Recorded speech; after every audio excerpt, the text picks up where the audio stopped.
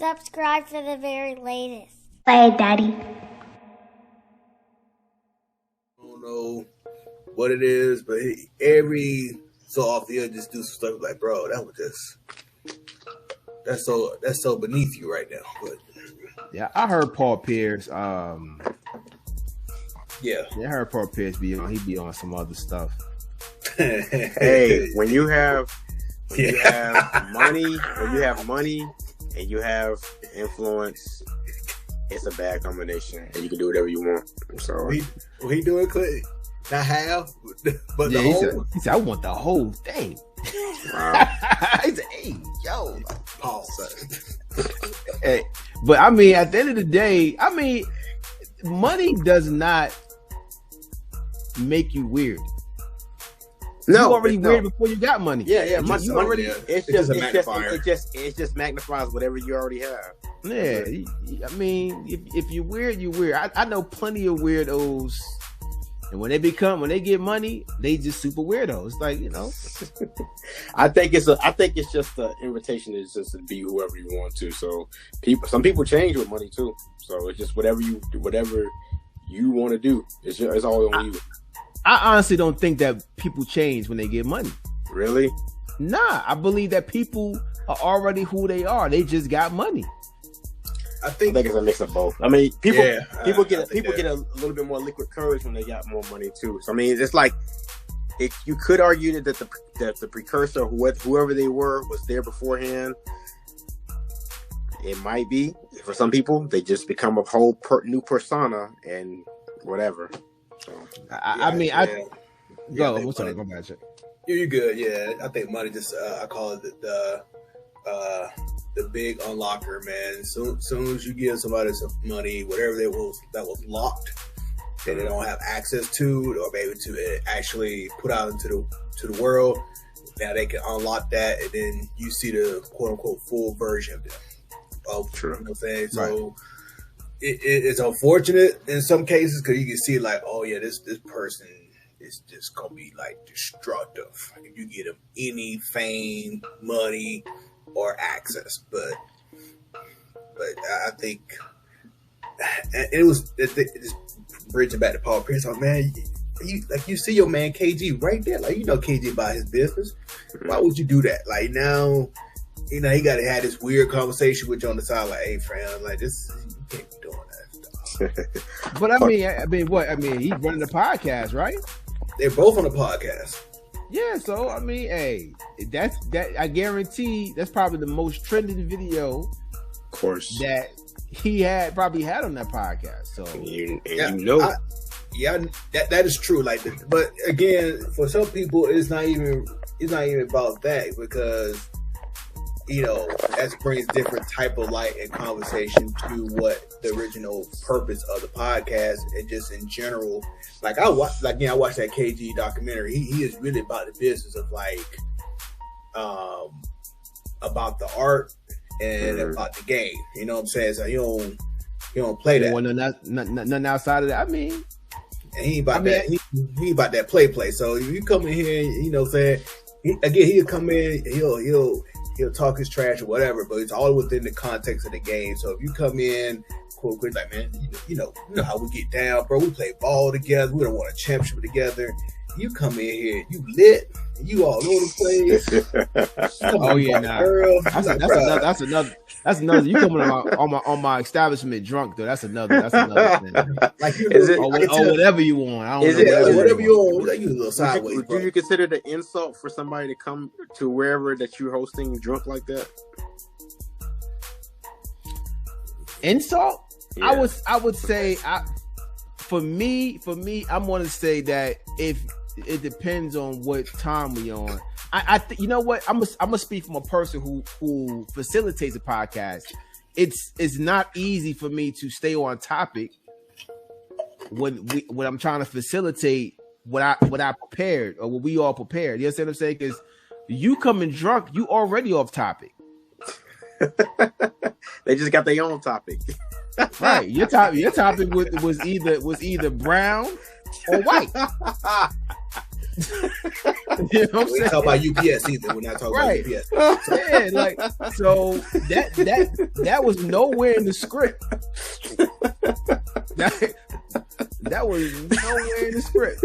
So Yo, I mean, listen, yo, Claire, I kid you not. It's a, I done seen that happen live, and it was so bizarre. Like this dude was on a panel, and you could tell. No, it was a girl on the panel. You could tell she was like lit, like because she actually had the bottle on. You could see it in the camera view. Wow. She drinking here. Oh, man. About an hour into it, man, she was asking random questions. It was like, how people, they say when you get high, you ask the most random questions, like, man, why the couch got 4 legs, bro? Like that type of stuff, like the weird stuff. Like she was asking it, other people like, why? I was like, she just literally derailed the entire podcast. Like it was flowing so well until she just started to say, I was like, now you done messed up enough. Hey, we've had brief experience with derailments of podcasts before, haven't we? Hey. Yeah. We go before the fire. Before the fire, yeah. Fire. Fire. Either. We ain't talking about before the. And it was nothing lit about the podcast either. Nothing lit about the podcast. Classic. Jesus. Classic. Yo, about the podcast, man. But yeah, I want to know what people think about that. Like, do you think that money makes you, or do money only enhance who you really are? I think most people will feel that, what's another thing that money does? Money also makes you who you really want to be. Gives you that illusion right. of who you like are.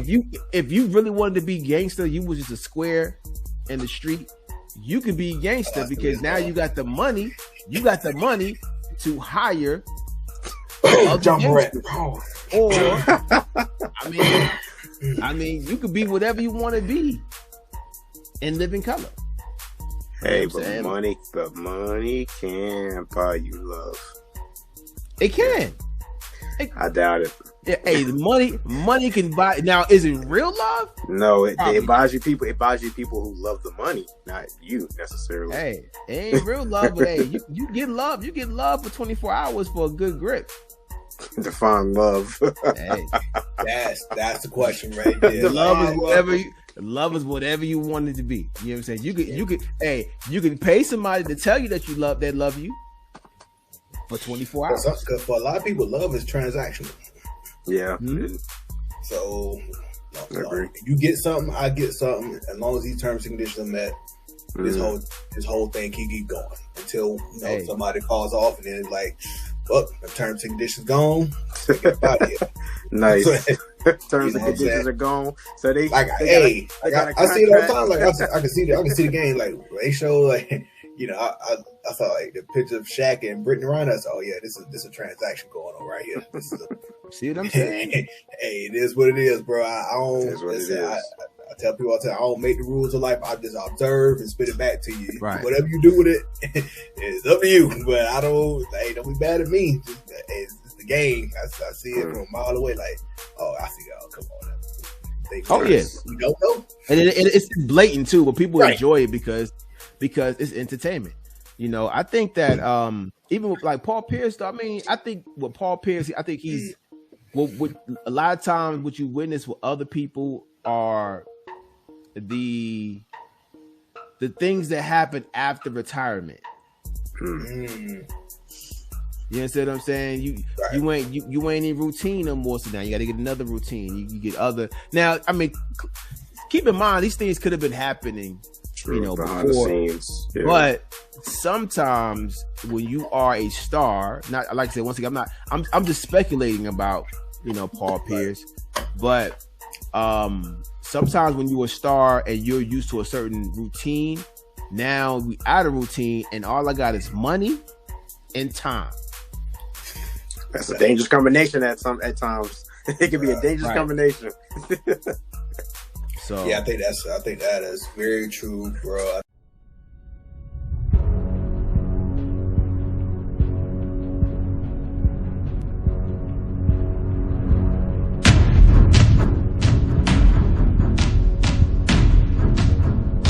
Play it, Daddy.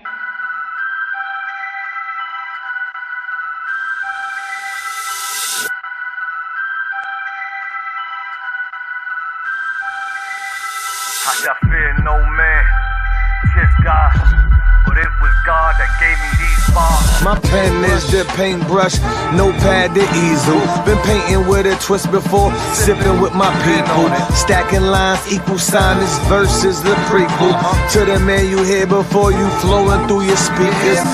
Hempstead Nights, silky slim with the pearly whites. Earned a rep being smooth with the ladies. Plus could fight, kept the knife in his inside coat pocket. 22 strap on his ankle as another option. Protege of Chocolate Tay and OG from around the way. Used to run numbers and push yay.